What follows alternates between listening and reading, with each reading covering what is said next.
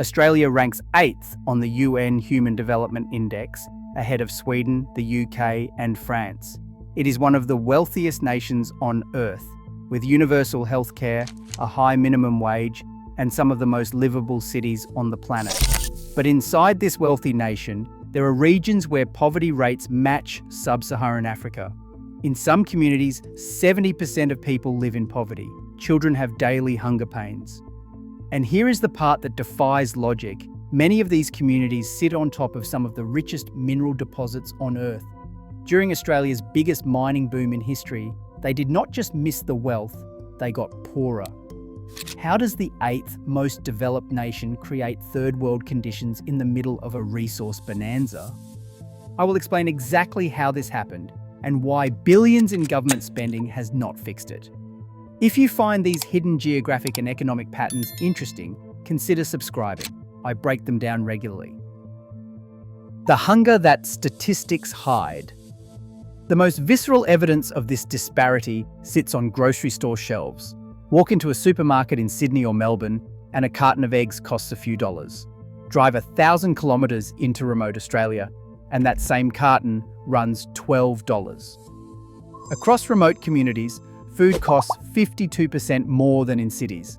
Not 5%, not 15%, but more than half again as much for the same basic groceries. Fresh fruit becomes a luxury. Vegetables wilt on the long journey from distribution centres. Families make impossible calculations about which meals to skip. The math is brutal. Families in these regions spend anywhere from 34% to 80% of their income on food alone. The average Australian family spends about 14%. When most of your money goes to simply not starving, everything else falls apart. You can't save, you can't plan, you can't build anything for the future because the present consumes everything you have. Community consultations recorded children described as having hunger pains, not occasionally, but as a daily preoccupation that prevents families from planning anything beyond the next meal. 75% of Indigenous people in very remote areas experienced food insecurity within a single year. Not over a decade, not as a one-time crisis. Within 12 months, 3 out of 4 people did not know where their next meal was coming from. This isn't poverty by some technical global standard, this is poverty by any standard. But here is what makes this invisible on the world stage. These communities do not show up in the statistics that determine Australia's global ranking. The UN measures national averages, and national averages are dominated by Sydney, Melbourne, Brisbane, cities where life looks nothing like the remote interior. The Northern Territory alone has an Indigenous poverty rate of 54%. But zoom into Central Australia's Apatula region, and that number climbs to 70.1%. 7 out of 10 people are living in poverty in a nation that ranks ahead of France. These are not isolated pockets scattered randomly across the map. They form a pattern, a belt of deprivation stretching across the continent's remote interior, following ancient lands that have been home to Indigenous Australians for tens of thousands of years. Very remote Indigenous Australia has a poverty rate of 57.1%, comparable to developing nations that receive international aid, yet no aid comes here. The statistics that matter, the ones that shape policy and perception, measure the invisible Australia right out of existence. When wealth makes you poorer. Here's where the story defies every assumption you might bring to it. During Australia's 2000s mining boom, the biggest in the nation's history, iron ore, coal and natural gas poured out of the ground. Billions of dollars flowed into company coffers. Australia rode the commodities wave, while most of the developed world struggled through recession. You would expect the communities nearest to the mines to benefit most. They were sitting on the wealth, after all. But the data shows the opposite. Indigenous communities in mining areas experienced greater housing stress and fewer economic benefits than those far from the mines. Proximity to the boom made things worse, not better. Consider Port Hedland, a mining town in Western Australia. During the 2011 boom, rents spiked to $1,850 per week, comparable to the most expensive suburbs in Melbourne. But this was not Melbourne. This was a remote town where mine workers flew in on company planes, worked their shifts and flew out again. They never became part of the community. They just extracted what they needed and left. Meanwhile, Local wages for non-mining workers did not rise. Teachers could not afford housing. Nurses could not afford housing. Small business owners watched their customer base evaporate as families fled prices they could not match. The wealth was extracted from the ground and flew out on those same fly-in, fly-out planes, leaving the community economy unchanged at best and devastated at worst. Researchers call this the resource curse. It sounds counterintuitive, almost paradoxical. How can being close to wealth make you poorer? But the mechanism is straightforward once you see it. Mining companies do not need local workers when they can import them. They do not need local services when they can build camps. They do not need to invest in communities when they can extract and exit. Proximity to wealth does not create benefit without deliberate policy intervention, rules that require local hiring, revenue sharing, and community investment. That intervention never came. The boom rolled through, the companies got rich, and the communities that had lived on that land for millennia watched the trucks drive past on roads that led somewhere else. The cities that never recovered. The mining paradox explains remote Australia, but the same pattern plays out in cities too, through a different mechanism entirely. In 1999, BHP shut Newcastle's steelworks. 11,000 jobs vanished almost overnight. The infrastructure remained, rail lines, warehouses, and residential neighbourhoods built for workers who no longer had work.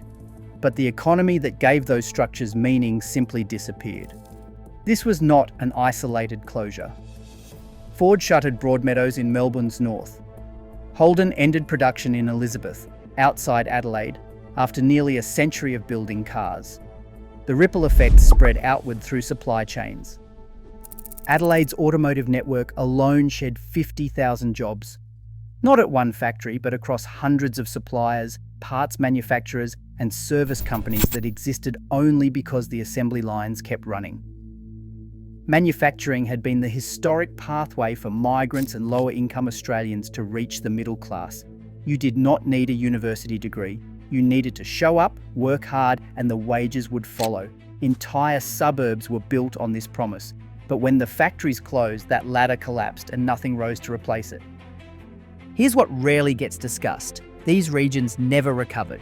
Not in 5 years, not in 10, not in 30. Broadmeadows today has 25.4% unemployment. Elizabeth approaches 33%, 1 in 3 working-age adults without a job, 3 decades after the closures. No alternative economic engine materialised. No tech hub sprouted in the shadow of the old assembly plants. No service industry absorbed the workers who once built cars. Young people face a simple choice: migrate to the big cities where the jobs are, creating a brain drain that hollows out the community further, or stay and compete for work that does not exist. The factories left behind empty shells, and the towns built around them became monuments to an economy that moved on without them. The gap measured in lifespans. Everything we have covered so far, the food prices, the mining paradox, the industrial collapse, feeds into something far more stark. These economic patterns translate directly into shortened lives. Australia has universal healthcare. Every citizen, in theory, can see a doctor without going bankrupt. But 18,405 Australians in remote areas cannot access primary healthcare within a 1-hour drive. In a nation that prides itself on its medical system, nearly 20,000 people live beyond its practical reach. Male life expectancy in remote Indigenous Australia is 67.3 years.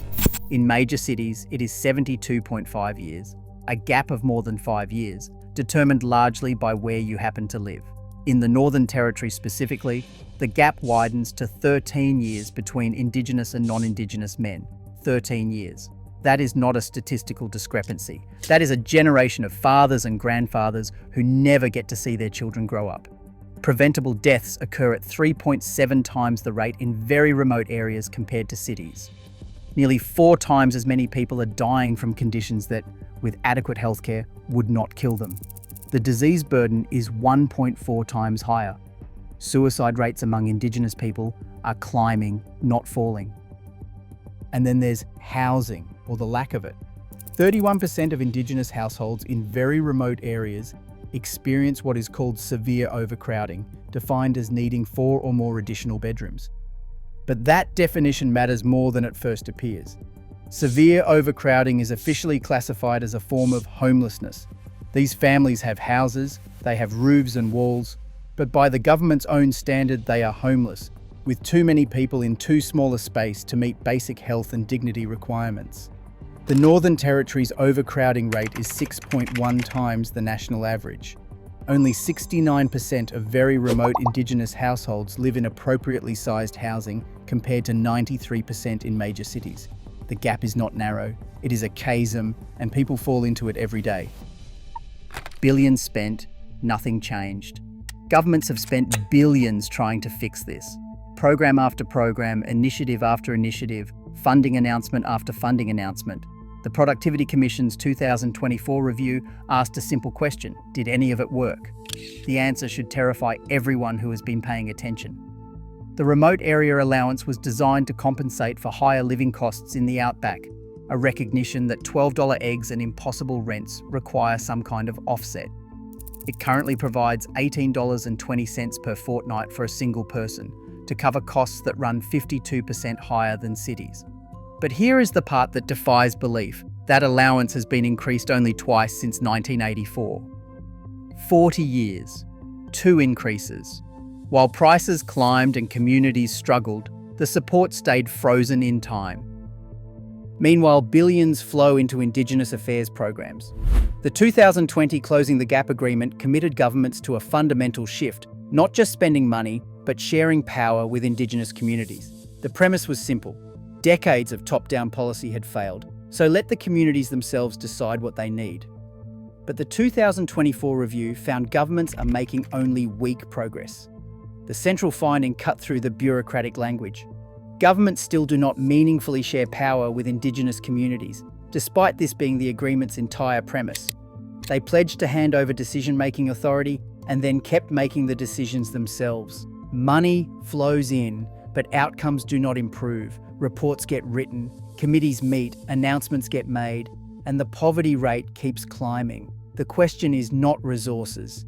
Australia is one of the wealthiest nations on earth. The question is control. Who decides how those resources get spent, and whether the people living with the consequences ever get a real say?